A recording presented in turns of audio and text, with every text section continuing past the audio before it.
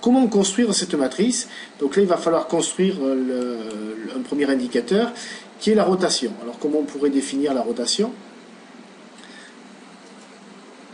On va créer un champ calculé puisque cette information n'existe pas dans la table. Et on va dire que bon, le nombre de jours de stock, c'est qu'on va abréger en rotation, c'est le stock moyen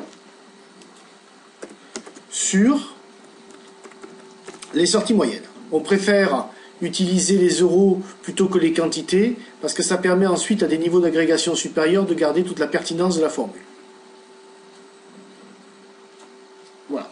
Et maintenant que nous avons la rotation, nous allons chercher à regarder donc les rotations d'un côté, les stocks en euros de l'autre, par code produit. On va demander à Tableau qui nous propose déjà la matrice.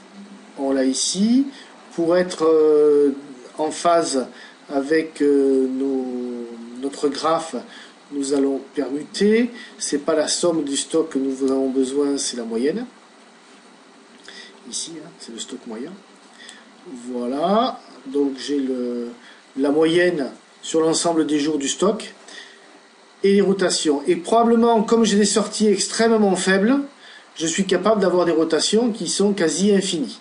Donc en fait, il va falloir corriger notre formule ici. On va la modifier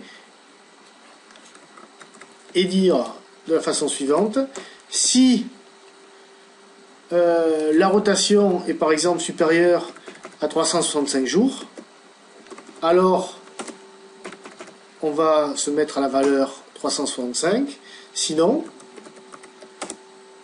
ben on va recopier la formule, ce qui va s'appliquer. Voilà, if, then, else, hein. Le calcul est valide, je peux créer des formules très compliquées avec, si je le voulais avec Tableau.